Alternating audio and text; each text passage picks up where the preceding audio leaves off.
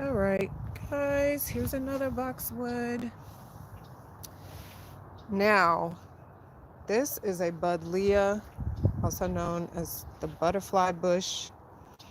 And as you can tell, it got really, really just big.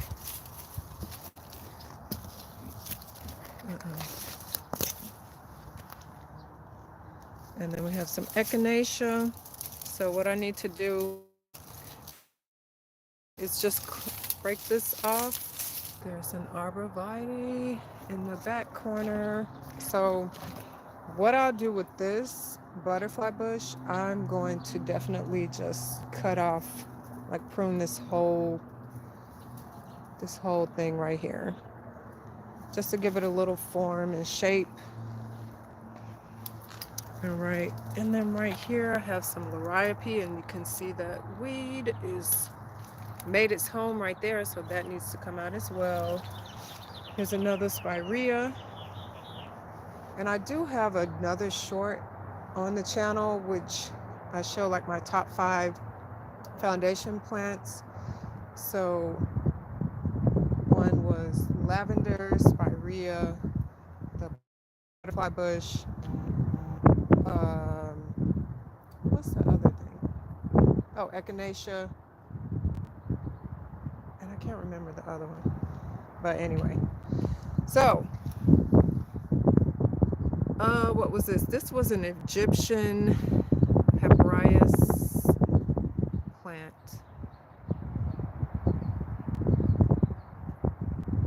and I should have taken it out. It got really pretty during the summer. I should have probably removed it, but I didn't. So yeah, but I may replace it later on as it gets warmer. This madness, so I have some lavender. It looks like this lavender struggled big time during the winter. Um, this whole madness right here, guys, oh my God. It looks like a wild carrot. So, need to remove this as well. And I had ordered, I can't remember the variety, but I ordered some perennials um back during the fall, maybe early fall time. And I thought that you know, was able to get them established pretty well before the cold came, but we really had a rough winter as compared to the previous year. So apparently, I don't think these made it. I don't think they made it. No, there's no green. So we'll have to go back to square one on that. And then here's a Nandina, which I love. So I know one year back here in this space, I tried a hollyhock, which those were great, but sometimes a rose bush. So at this point, like I kind of want to do, no, not kind of, I am going to do more perennials. That's how I started out gardening, doing the perennials, and I got excited. I wanted to do annuals. But so look, let me just be straight up with you right now. You get this type of madness when you don't close your garden properly. Okay? And I know better. I know better. I know better. But I won't beat myself up about it. Just gonna do better for next time. Okay, moving along. Here's another rose bush. So all of these roses are knockout roses, which as you can see, they really do enjoy the cool. You don't have to worry about pest pressure when it's a little bit cooler. Um, and they look to be pretty happy. I love a good knockout rose because it's continually blooming throughout the season. So, yeah. Now, last year back here, I had a fiddle leaf fig in this back corner. I do not remember what this one was. And then this, I think that's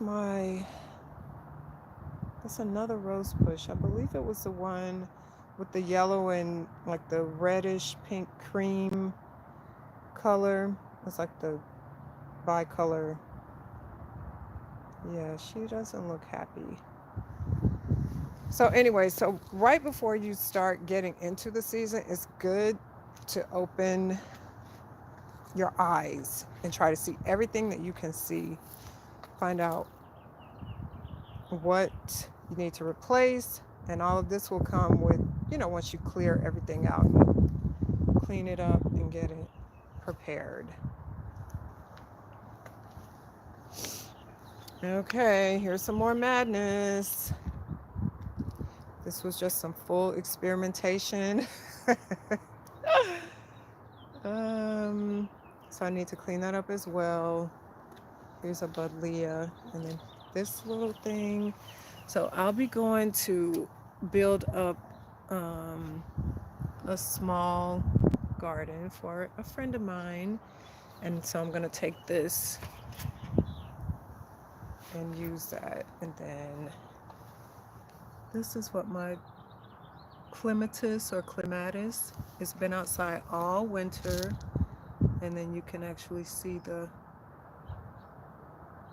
buds, which are coming. Very exciting.